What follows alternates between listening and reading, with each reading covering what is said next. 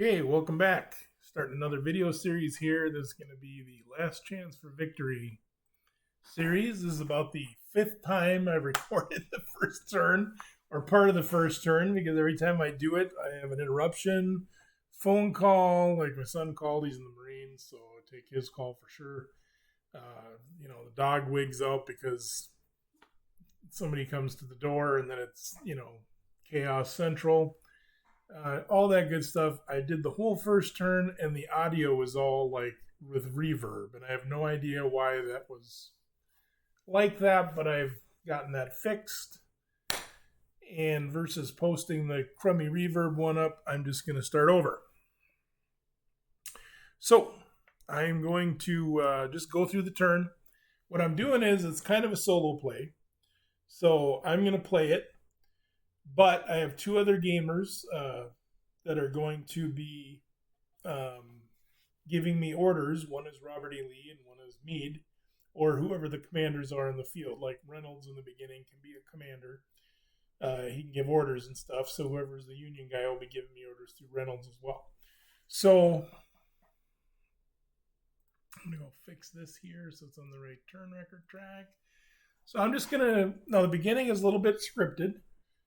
Otherwise, my understanding is the Confederate player would just blow through all the defenses here and overwhelm the Union and have victory by the end of by the beginning of the second day. It's pretty much over, is my understanding. So it was a little tough for me to say that I'd do the scripted thing because I don't like scripted games. I'm not just trying to refight the Battle of Gettysburg. I'm trying to see how I would do with the forces that are there. So I don't want to just reenact it, is what I'm saying. But I think a lot of the arguments they have in the rules make sense for that, so I want to do that. And so we're going to do the scripted version.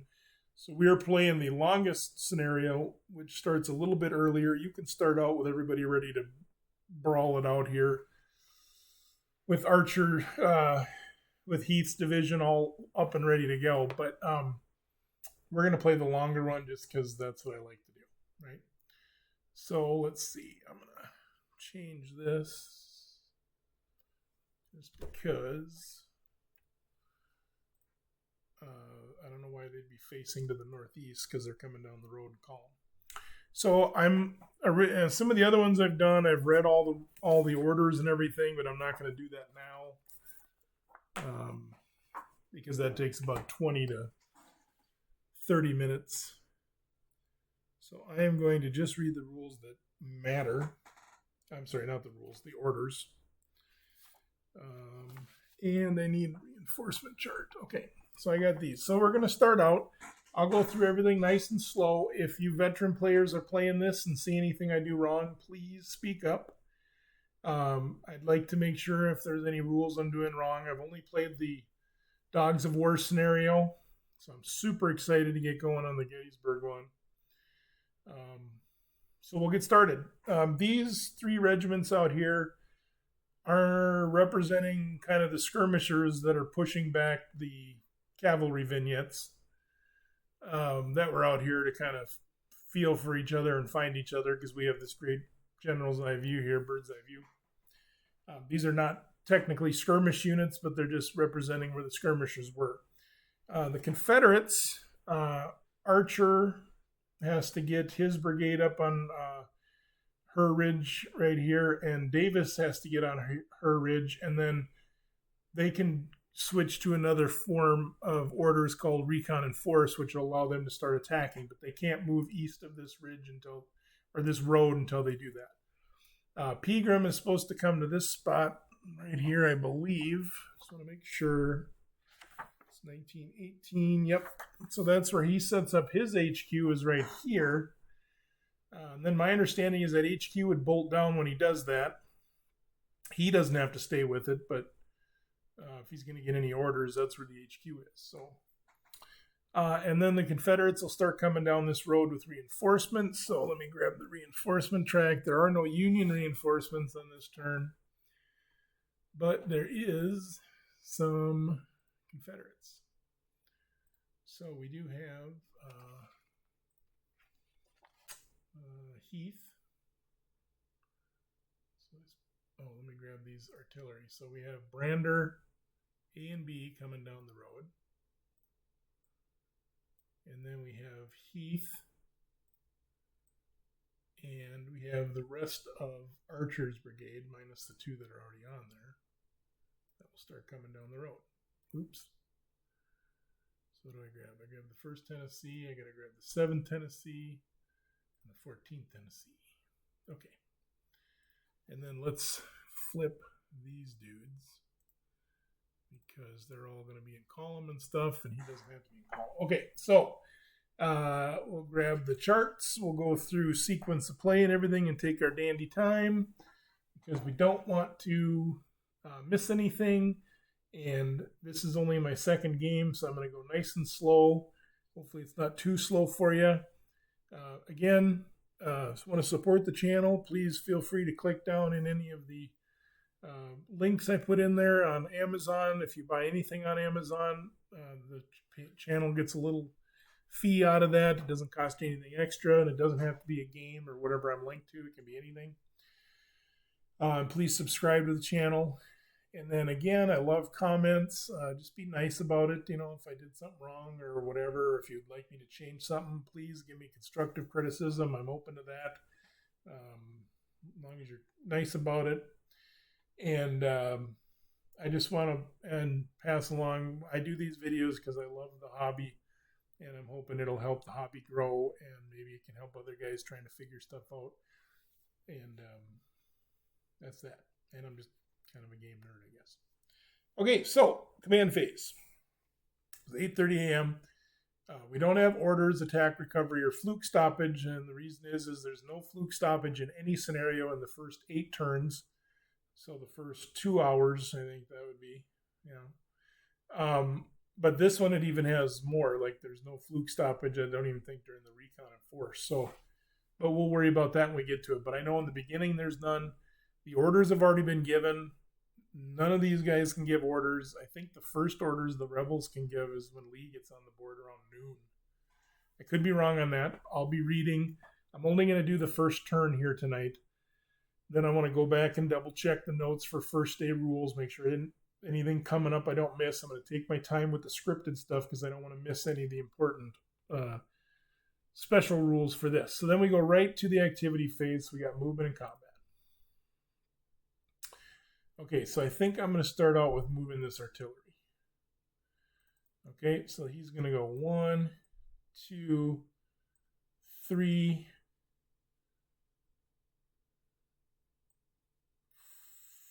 4.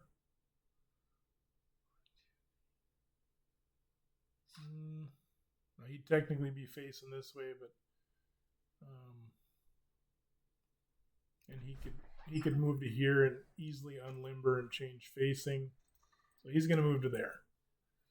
Okay.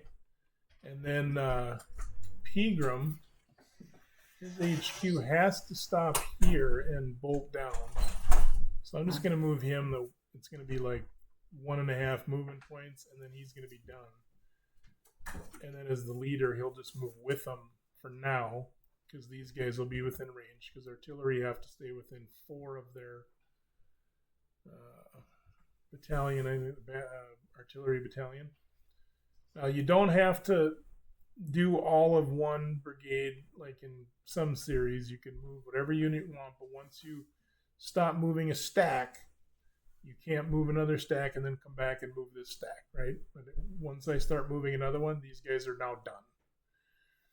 All right, so what I think I'll do here is I want to keep the infantry out of harm's way, so we're just going to get off this ridge here and just get down in here. And then these guys are going to stay behind this ridge line. These red dotted things are ridge lines, so they block line of sight if you're behind them. So I'm going to go here, and then I'm going to go, I would turn to face here, so that's 1, 2, turn to face 3, 4, 5. I know I have plenty of movement points. So I'm just going to go to there. Basically, they're all hiding behind Hers Ridge here. And we're going to start getting these guys down the road. So let's grab this artillery. And let's go. Well, they can move. 8 or 10? Limbered artillery moves 10, and then each pike or road is a half. So 1, 2, 3, 4, 5, 6, 70 here. 7, and he could unlimber there if he wanted to, but I don't know if that's going to be the best plan. 7, 8, and 8.5, and we'll put his facing like that. And this guy is going to do the same thing to here. All right, so next turn we can start looking at who can stack. Like,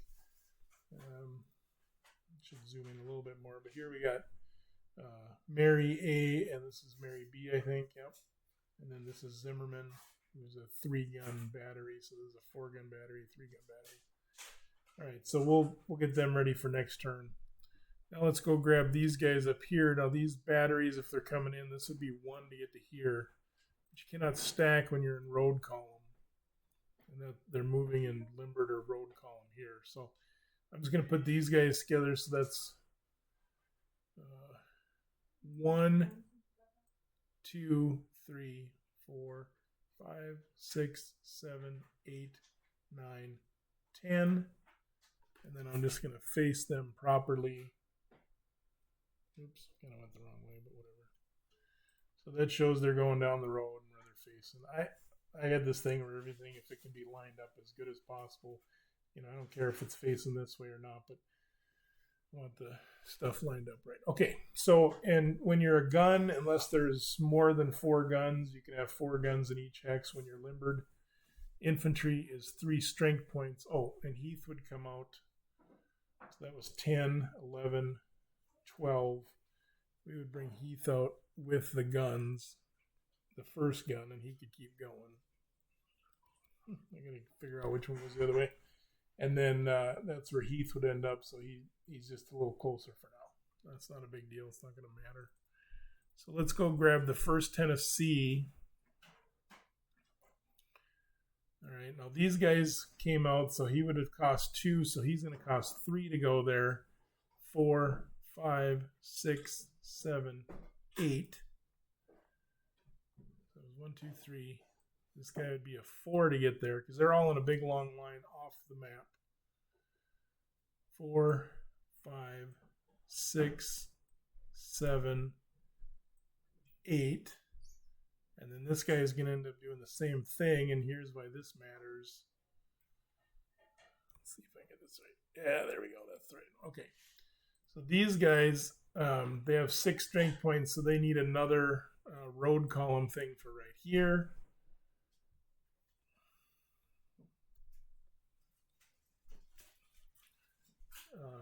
This guy, even though he's only a 4, I want to switch those guys around. I want the bigger guy in the front.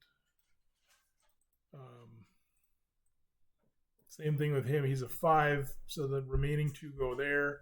And then this guy is only a 4, but the remaining strength point goes here, even if it's just 1. So that matters for them. So that's it for the rebels. So they're nice and they're entrenched back here behind here. And pretty sure these guys are back here. They should be safe. I don't think the guns can get to them for now. And we got the HQ planted here for Pegram. And we'll see what happens next turn. But so then we would go. There's no rally phase because they're not in a rally. There's no counter battery fire markers, no loss recovery. That's only on midnight turns. So we go to the Union turn.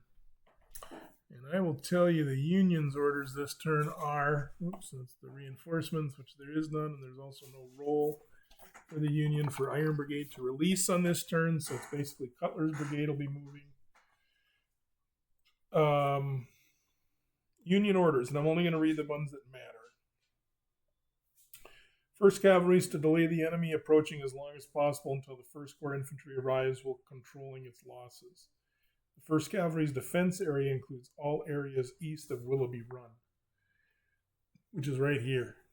So this little valley in here, right, between these 2 forces, this is Willoughby Run right here, coming down here. So they got everything east of that. That's a big defensive area. I didn't even know that's a legal order, but since it's a scenario order, we'll make sure to use that. But the cavalry have interesting rules, so I didn't know if I liked this when I first read it. I thought that, boy, that sounds really kind of weird, but it makes sense historically. For every casualty they take in Buford's division, if they take, let's say, 2 casualties, I don't know when you have to roll it. I'll look it up for the time that it matters. But when you have to roll it, if you roll that number or lower, then all of that cavalry just picks up and leaves. At first, I was like, what?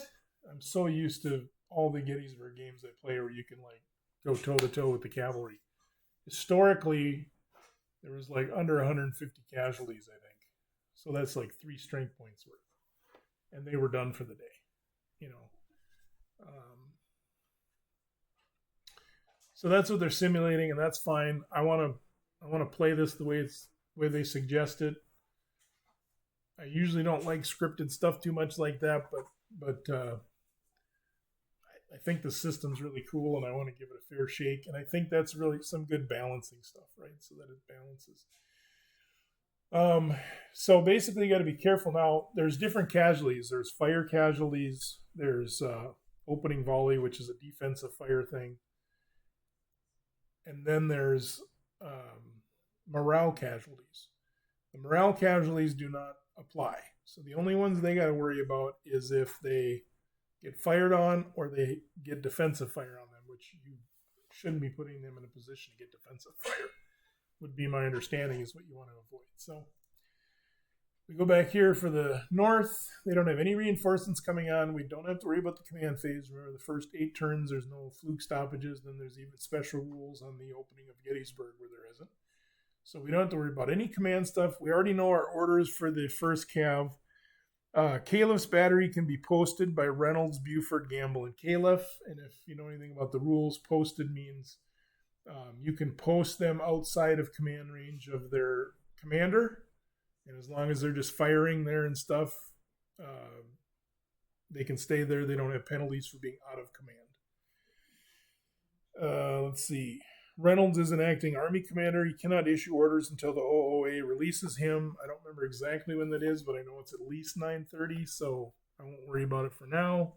Reynolds is way down to the south, so he'll be coming up with Cutler. And so in the first couple turns, there's really nothing he does. He gets up there, talks to Buford, and then he can start doing some stuff. The other thing, as like a little side note, is as soon as the first brigade, 1st Division deploys any infantry in a line, all the cavalry leave. So you better make sure you got the 1st Brigade where you want them, or it's going to get ugly quick. Okay, so here's what I'm going to do. I'm going to move Devon's units behind Forney's Ridge here, so they're not getting shot. I don't want to risk any casualties with artillery if I can help it, because then I got to start rolling and see if they leave. And if they left, that would be like disastrous. So I'm going to go 1, 2. This guy's going to go 1, 2, 3. And this guy will move with Devon on it. He's going to go 1, 2, 3. Now it looks like I'm moving backwards, but I'm going to move forward to here. I'm not really moving backwards, but I'm not going to take the time to change the facing and change it back. And open order troops, they can make free changes, free facing changes when they move. They don't have any penalties for that. So it's just faster to count it and then figure out my facing for the open order when I'm done. So they're going to go there, and we'll have to be cognizant of getting Buford, getting them in command range, which I think is 8. So let's look at Gamble here. Let's get his guys. So what I'm trying to do at the north here is these guys are going to get ready. Their pickets are pushing in. They see the Confederates are starting to try to form up and get ready for an attack, and that's going to take a while. Each turn is 15 minutes.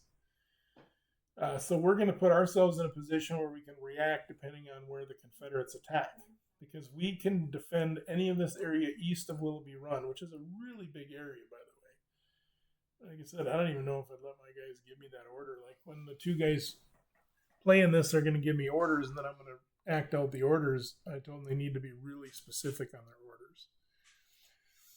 All right, so this guy right here is part of Gamble. So we'll go 1, 2,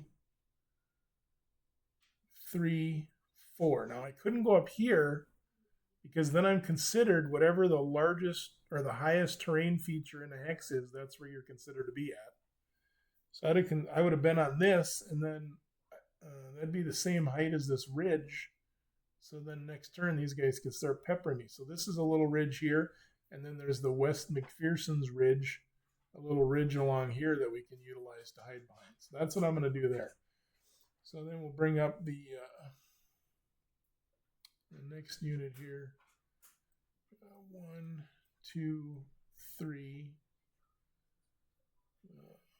And then this is the 8th Illinois. It's kind of a bigger unit. They can only fire 3 out of a hex, though, so the 6 doesn't do much for them. We'll go 1, 2, 3. I'm actually going to leave Gamble back here for now. And then this unit, I'm just going to go 1, 2. It's not optimal for cavalry, but they're going to hide in these woods because this protects them a little bit. Trying to figure out where I want to put Gamble. It wouldn't hurt him to be, I guess, stacked with any of those guys because he can't get shot at. You just don't want to risk your guys getting killed because you start getting some pretty crummy replacements in some cases. Some cases you get a better guy. Okay, so let's look at Kalis Battery. Okay, so they're gonna move as a stack, so we're gonna limber these guys up. So they're gonna limber up. It costs them 3 to do that. They're in this square right here, which is, basically open. So they're going to go here for 4. Okay, so they move there. So that costs 4, 5, 6, 7. I didn't see anywhere in the rules where you couldn't limber, move, and unlimber. So if anybody knows about that, let me know. I'll try to go through and make sure I didn't miss anything. But then they're going to unlimber here. Now, they wouldn't be able to fire because they moved over half their movement. So it's not an issue of firing as much as, that can they limber, move, and unlimber. So they're there. So we got 6 guns there now that can, next turn, can start doing some counter battery. Caliph, by the way, does not affect the casualties for the cavalry. If the battery starts getting hit or if the cavalry leave, Caliph stays there, so it's not a bad deal. 1, 2, 3. So we're within our command range of 4. I'm going to move Caliph up. Well, that's his HQ. I'm going to move Caliph up right here, but again, I don't think it's smart to stack him on there. I'll have to read the rule because I know when there's a leader on a hex, or what I think if even they're touching it, they can direct fire on more than one battery. I'll also have to see, I think they can shoot as one battery in a stack, but I'll have to double check that too. Pretty green to the system, so I just want to make sure I read everything. Buford, we're going to go 1, 2, 3, 4, 5, 6, 7, 8. And then that 1, 2, 3, 4, 5, he has to be within 6. 1, 2, 3, 4. 1, 2, 3, 4. He can get back to his HQ within a turn if there's an order situation where we're going to start issuing orders. So we're fine there. So I think that's it for the Cav and what they want to do up here. We're just getting in position. I know it's a little vanilla, but I like the opening stuff. I like to do that. Also, when you're learning this game, it's nice to have a lot less stuff to move on the map. Because then if you got to look up things, the turn doesn't take too long. And by the time you start getting more divisions and corps on the map, then you know what you're doing. All right, so down to these guys. All of Cutler's units can move. Wadsworth cannot, nor can the Iron Brigade. Reynolds can. And the 19th Indiana has to wait there on picket duty. So let's move these guys. So I'm just going to move them all at once. That's another nice thing about Vassal. I'll have to do some fixing because they're not all going to be in a row. But these guys, column is 8, I believe. So if you go under terrain, column is 8 movement points. We can move 16 hexes because of getting to move 2 hexes. So 2, 3, 4, 5, 6, 7, 8, 9, 10, 11, 12, 13, 14, 15, 16. So right to this Alexander Curran's farm here. So I will grab that whole stack. And then you can see I got to shift a few things over, right? So I'll just grab these one at a time and put them on the road. And everybody else lines up good.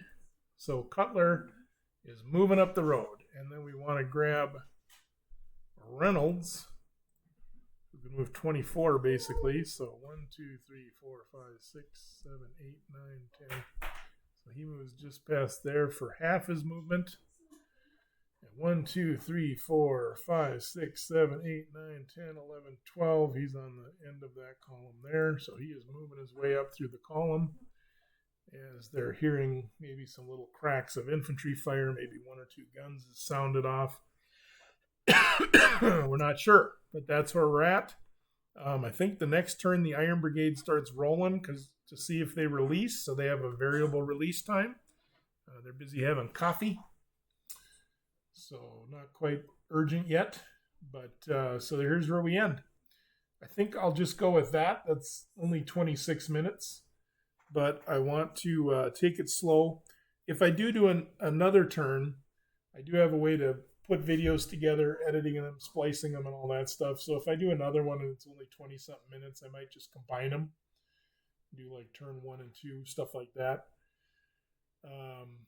But that's the other thing is I'm trying to decide if my guys are going to see the end positions only or if they get the whole log file where they can watch all the moves. So, obviously there's more information if they can see all the log file. But, yeah, we'll figure that out. I'm kind of leaving it up to them of what they want to do. They haven't answered me on that yet. So for now, we'll just do the log file. So when we come back, either if I do the second half of this video or just start another one, we will be starting the, let's do this. Well, I forgot to flip that for the Union. You can't flip that. But we'll be at the 8:45 a.m. turn on July the 1st. So let's just get started with that.